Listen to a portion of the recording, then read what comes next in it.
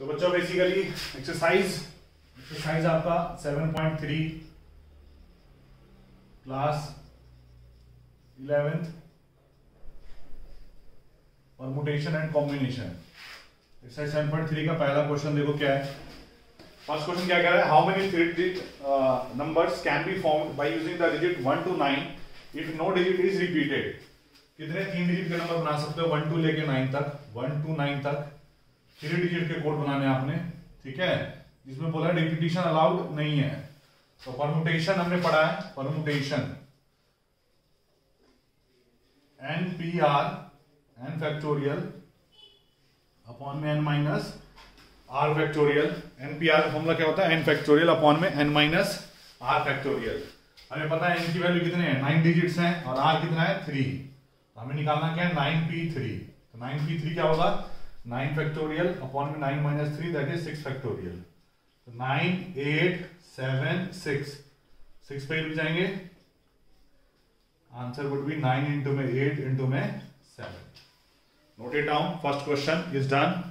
हमें 9 फर्स्ट 1 से लेकर 9 तक डिजिट थे, उसमें से बोला 3 डिजिट का कोड बनाना है आपको, तो कितने तरीके से आप बना सकते हो। तो ये इसका जो आंसर आएगा वो आएगा 9 इंटू में 8 इंटू में 7। तो अब जो क्वेश्चन नंबर सेकेंड है वो कह रहा है how many 4 digit numbers are there with no digit repeated. मतलब कितने आप 4 डिजिट के नंबर बना सकते हो विद नो डिजिट रिपीटेड। तो आपको डिजिट नहीं दिए तो आपको बाय डिफॉल्ट 0 to 9 लेना है।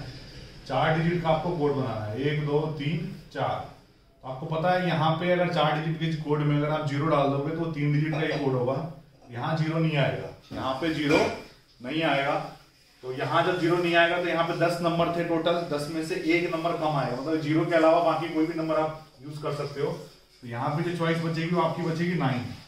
बाकी इनमें कोई भी डिजिट आ सकता है, तो 10 में से एक डिजिट जो यहाँ डाल दिया हमने, एक डिजिट इसमें से लेके हमने यहाँ डाल दिया, बाकी 10 में से एक चले गए, कितने बचे 9। तो 9 में से आप कोई भी 3 डिजिट इसमें डाल सकते हो, कोई भी 3 जगह कोई भी 3 डिजिट यहाँ पे ले लेगा। तो 9p3 यहाँ पे 9, क्योंकि यहाँ 0 नहीं आ सकता, बाकी 10 में से एक डिजिट चला गया तो एक 9p3 आ जाएगा। तो 9 इंटू में 9p3 की वैल्यू क्या होती है 9 फैक्टोरियल अपॉन में 9 माइनस 3 दैट इज 6 फैक्टोरियल। उसको सॉल्व कर देंगे, 9 इंटू में 9 8 7 6, तो 6 से 6 कट जाएगा, मल्टीप्लाई कर देना, जो आएगा आंसर आ जाएगा। Question number 3, how many 3 digit even number can be formed using the digits 1 2 3 4 6 7। 1 2 3 4 6 7, इससे आपको 3 डिजिट का कोड बनाना है और बोला क्या इवन नंबर होना चाहिए। क्या होना चाहिए, इवन नंबर। तो इस जगह पे आपको पता है एंडिंग जो होगी या तो 2 पे होगी या 4 पे होगी या 6 पे होगी। यहाँ पे हमारे पास 3 चॉइस बच गए, बाकी इन 2 जगह के लिए 3 और 3 6 में से एक नंबर कोई भी यहाँ डाल देंगे तो वो यहाँ नहीं आएगा, तो टोटल बचे 5 और 2 जगह खाली है 5p2। सॉल्व कर दो इसको, 5 फैक्टोरियल अपॉन में 5 minus 2 that is 3 factorial into में 3।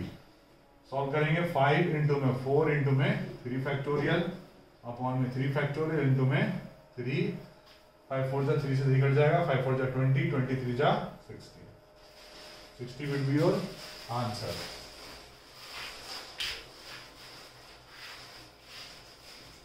Note it down. Next question, that is question number 4. Find the number of 4 digit numbers that can be formed using the digit 1 2 3 4 5। 1 2 3 4 5 5 digit है, इससे हमें 4 digit का code बनाना है। Digit is not repeated, how many of this will be even, इसमें से कितने even होंगे। तो पहले टोटल निकालते हैं, total numbers, total number will be 5 जगह n की वैल्यू 5, r कितना हो गया 4, n 5 r 4, answer would be 5p4। अब इसमें से इवन कितने होंगे, इवन नंबर के लिए आपको पता है यहाँ पे ये जो प्लेस है इस पे 2 ही चॉइस होंगे दैट इज 2, बाकी इसमें से कोई भी आ सकता है। तो टोटल 5 में से एक नंबर यहाँ डल गया तो 4 बचे, और 4 में से 3 जगह खाली है तो 4p3। तो टोटल जो होगा उसमें से माइनस कर दोगे उतने इवन नंबर्स आ जाएंगे।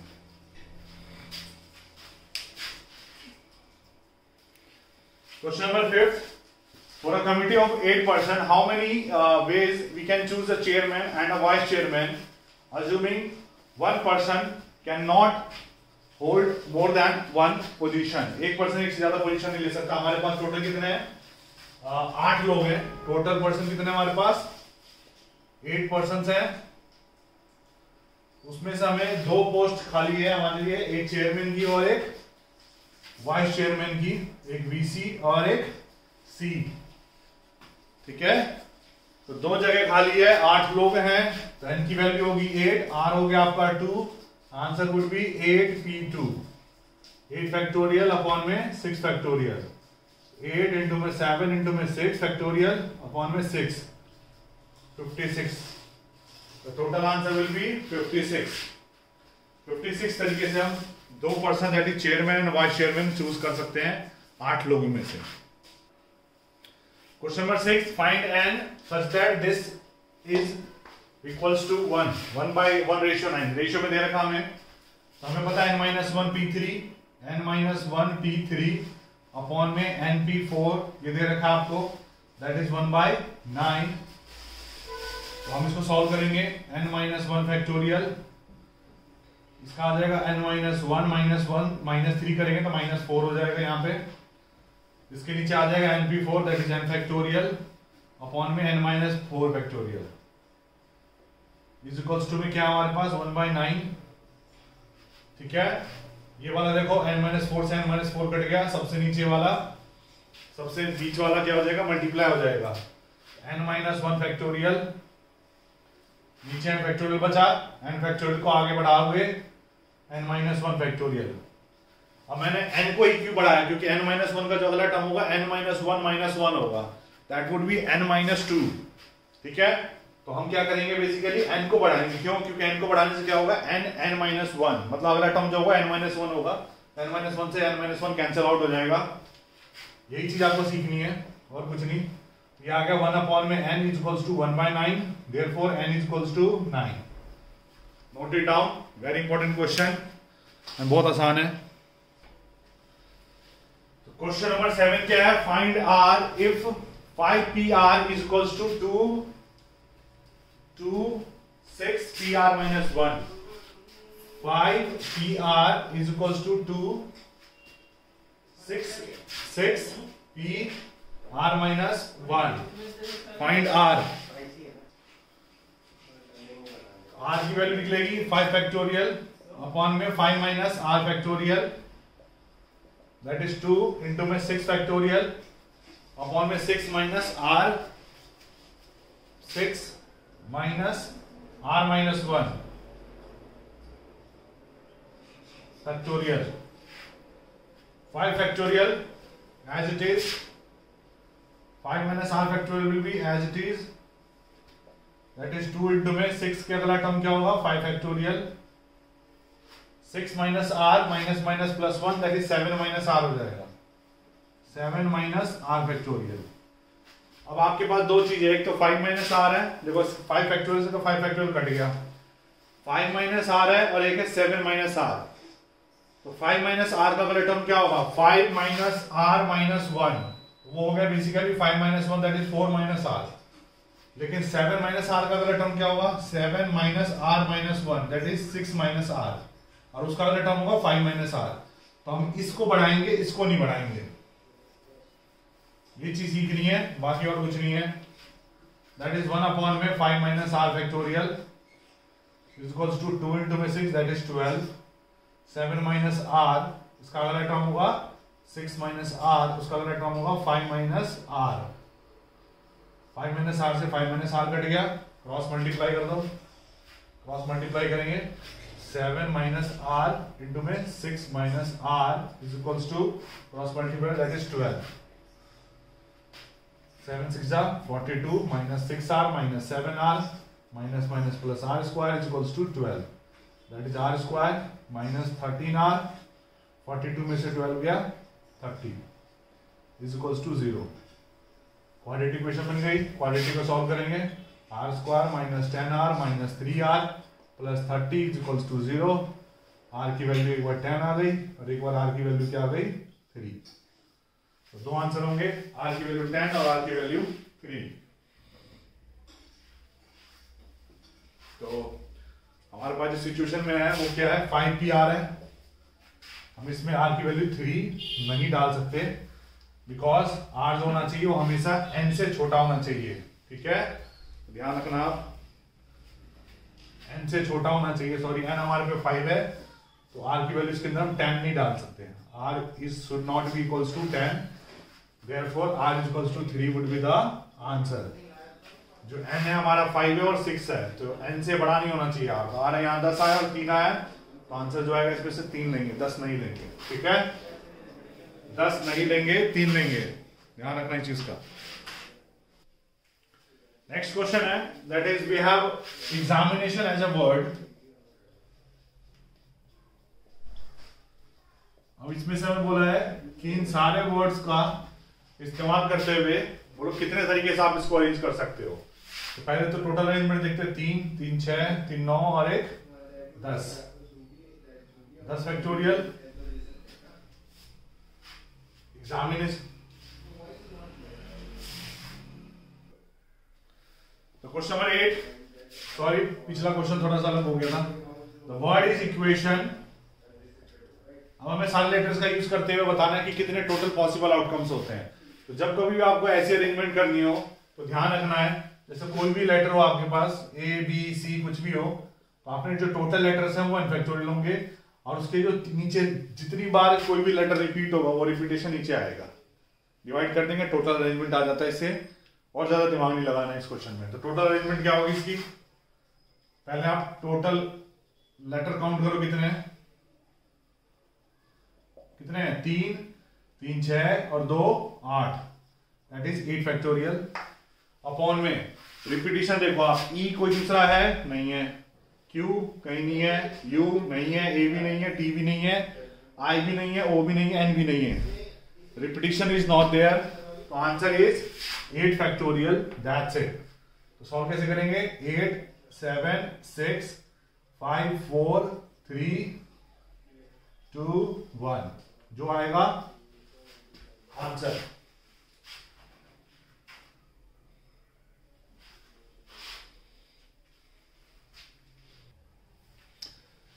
क्वेश्चन नंबर 9, 3 पार्ट का क्वेश्चन है। हमारे पास एक वर्ड है that is called Monday.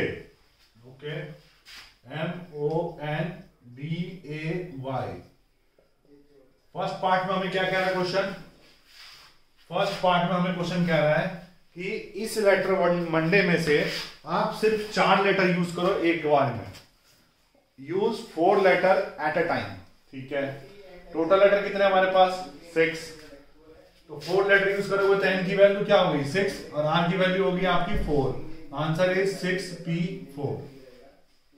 Solve करना है आपको। Next is all letters are used, तो 3 या 3 6, n is equals to 6, r is equals to 6, repetition तो कहीं है ही नहीं, तो answer will be 6p6। This answer will be 6 factorial. Third part में आते हैं, all letters are used but first letter is a vowel। all letters used but first letter जो है वो आपका vowel है। vowel मतलब जो a e i o u होते हैं, तो सारे के सारे यूज करेंगे, 6 के 6 यूज करेंगे। ठीक है जी, first letter is a vowel। vowel कितने हमारे पास 1 2, तो यहां दोनों में से कोई एक ही आएगा, दोनों में से कोई एक ही आएगा। ठीक है, यहां पे दोनों में से कोई एक लेटर आएगा, बाकी कितने बचेंगे, एक लेटर यहां आ गया कोई सा, बाकी बचे कितने 5 लेटर्स। अब ये 5 लेटर्स आगे पीछे अरेंज होंगे 5 फैक्टोरियल। तो क्या होगा, एक वॉवेल 5 लेटर मिलके एक टोटल 2 लेटर का वर्ड बना।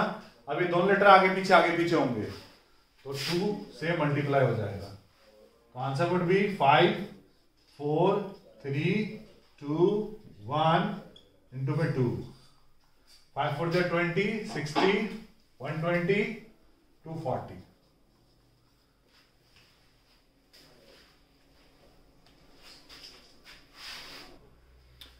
Question number 10. We have a letter. We have a alphabet that is Mississippi. MISSIPPI.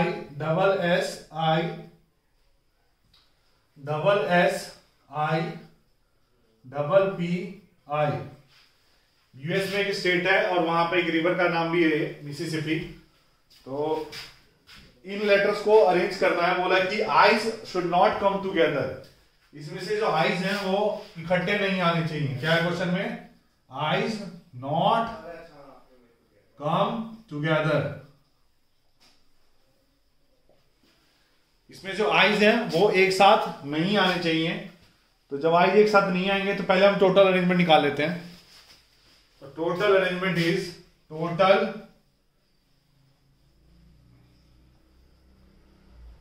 Arrangement. Letters count करते हैं। लेटर में आपका सबसे पहला 1 2 3 4 5 7 4 11 टोटल लेटर हो गए 11। Answer would be 11 factorial upon में रिपीटिशन। देखो आप m कितनी बार है? एक बार भी नहीं है। तो एक ही बार है रिपीटिशन। i कितनी बार? 1 2 3 4 तो 4 फैक्टोरियल। अब आते हैं s कितने हैं? 4। अब आते हैं t कितने हैं? 2। इसको सॉल्व कर दो। इसको हम सॉल्व कर देंगे। इसको सॉल्व करेंगे। Answer is 34650। नेक्स्ट फिर उसके बाद I's not come together. Question में पूछा हमसे, हम क्या मानते हैं? When I's are together. When I's are together सारे आइज एक साथ आ जाएंगे। तो सारे आइज एक साथ आएंगे इसका मतलब चारों आई एक साथ आ गए।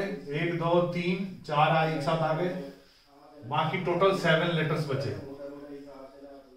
तो 7 और 1 4 आई अगर एक साथ आएंगे तो वो एक काउंट होगा। चारों के चारों आई अगर एक साथ आएंगे that would be count as 1 + 7 that is 8।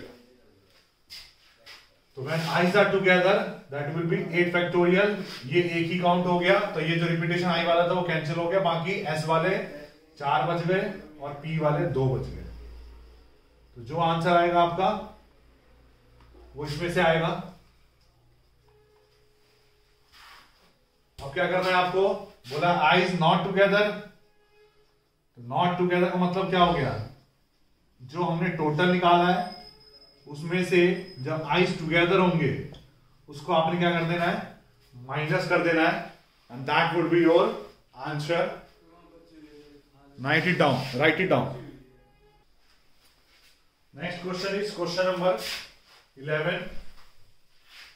Last question exercise खत्म।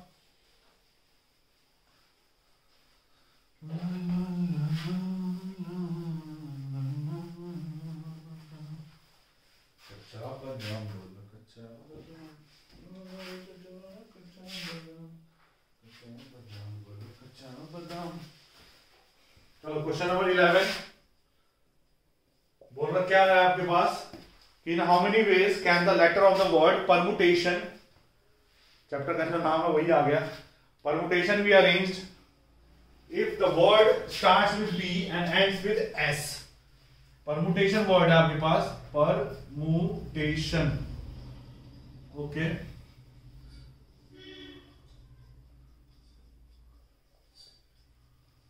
Permutations. Okay S B end में टोटल लेटर हो गया 3 3 6 3 9 3 12। टोटल लेटर हो गया आपके पास परमुटेशंस 3 3 6 3 9 3 12। टोटल लेटर हो गया आपके पास 12। When P's एक बोला है word starts with P and and with S। एक वर्ड P से स्टार्ट होगा और एंड होगा S से। 2 लेटर हमारे फिक्स हो गए। When word start with P and with S तो 2 लेटर फिक्स। तो 12 में से 2 चले गए तो 10 फैक्टोरियल अपॉन रिपीटेशन। देखो कोई है रिपीटेशन इसमें? साइड टी है 2 बार तो 2 फैक्टोरियल आंसर आ जाएगा। Second part all vowels are all together, vowels सारे एक साथ आने चाहिए। वोवेल्स कितने, एक ई है पहला, फिर आपका यू है, फिर आपका ए है, फिर आई है, सारे वोवेल्स आ गए। तो 5 टोटल कितने हो गए, टोटल लेटर्स हैं शायद 12, तो 12 में से 5 फिक्स हो गए आपके, तो यहां बचे 7 लेटर्स। अब 7 लेटर्स ये और ये पूरे का पूरा वोवेल एक साथ आएगा। अब वोवेल एक साथ का मतलब एक लेटर काउंट होगा, तो 7 और 1 8 फैक्टोरियल अपॉन में से रिपीटिशन 7 लेटर्स जो बाकी बच गए उसमें टी में 2 रिपीटिशन है। ओके जी, ठीक है जी। अब जरूरी नहीं कि मैं ई पहले लिखूं, आप ओ लिख सकते हो, ए लिख सकते हो, मतलब ये जो पांचों के पांचों वोवेल हैं वो भी तो आपस में अरेंज होंगे, आगे पीछे आगे पीछे आगे पीछे होंगे, तो पांचों जब अरेंज होंगे तो 5 फैक्टोरियल। ये हो गया आपका क्वेश्चन नंबर सेकेंड, 11th का सेकेंड पार्ट। अब आता है इसके थर्ड पार्ट पे। Third part, there are always 4 letters between P and S, तो टोटल 4 लेटर्स होने चाहिए पी और एस के बीच में। तो देखो ध्यान से, अगर हम लेटर दोबारा लिखें, पर मू, देखो 4 लेटर लिख दिए मैंने पी के और एस के बीच में, मान लो ये रहा, ये 4 लेटर्स आ गए, यहां एस लिख दिया। अब ऑब्वियसली बात है, पर मू आ गया, एस आ गया, फिर उसके बाद मैं ऑब्वियसली बात है इसमें क्या लिख सकता हूं मैं, T A T I O N, इसमें से दो टी जो है हमारे रिपीट है, 2 टी जो हमारे वो रिपीट है।